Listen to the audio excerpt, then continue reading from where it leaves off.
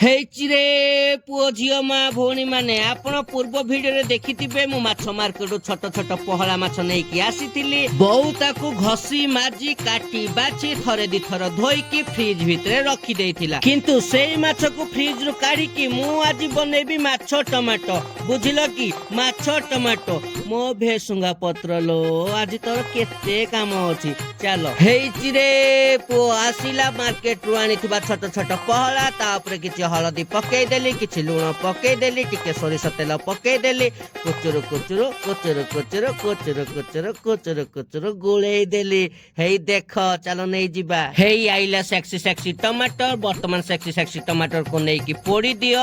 ଆପଣ ମାନେ ଚାହିଁଲେ ତାକୁ ସିଝେଇ ପାରିବେ ୟା କଞ୍ଚା ପକେଇ ପାରିବେ। ମୁଁ କିନ୍ତୁ ପୋଡ଼ି ଦେଲି ବୁଝିଲେ କି। ପୋଡ଼ିଲେ ଟେଷ୍ଟ ଟିକେ ଭଲ ହେଇ ଆସିଲା। ହେମଦସ୍ତାରେ ପକେଇଲି କିଛି ରସୁଣ ଆଉ ଖଣ୍ଡେ ଅଦା, ତାପରେ ତ ଦୁମ୍ ଦୁମ୍ ଦୁମ୍ ଦୁମ୍ ଦୁମ୍ ଦୁମ୍ ଦୁମ୍ ଦୁମ୍ ଦୁମ୍ ଦୁମ୍ ଦୁମ୍ ଦୁମ୍ ଛେଚିକିନି ପୁରା ଏମିତି ସେମିତି କରିଦେଲି। ଦେଖ ତମ ଆଖି ଆଗରେ ହେଇ ଆସିଲା ମିକ୍ସିରେ କଣ କରିବ ଟମାଟରକୁ ଧୋଇକି ପକେଇଦବ ଯୋଉଗୁଡା ପୋଡିଥିଲ ବୁଝିଲ କି ନାଇଁ। ତା ସାଙ୍ଗେ 2-3ଟା ଲଙ୍କା, ତାପରେ ତ ହେଇସାଇଲେ ତେଲ ପକେଇଲି ମୁଁ, କଟର ଏକଣ ସେକଣ ପେଲିଲି ମୁଁ, ତାପରେ ମାଛକୁ ଛାଣିଲି ମୁଁ। ଦେଖ ମୋ ମାଛ ଖଟାଟା ଆଜି ଅଲଗା ପ୍ରକାର। ହେଇ ବଳକା ତେଲରେ କିଛି କଳା ଜିରା, ଭେସୁଙ୍ଗା ପତ୍ର, ଅଦା ରସୁଣ ଛେଚା, ତାପରେ କଟର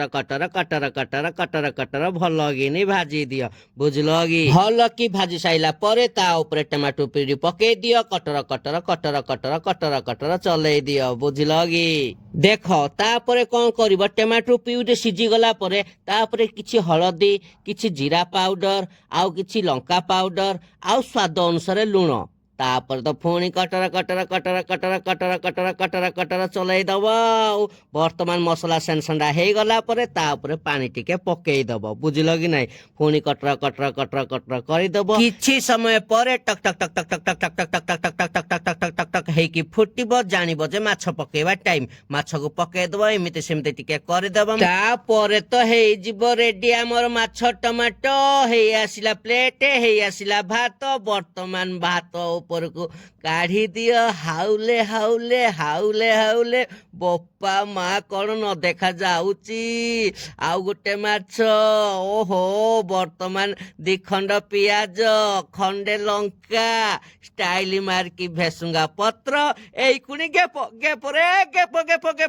କେମିତି ଲାଗିଲା କମେଣ୍ଟ କରିକି କୁହ।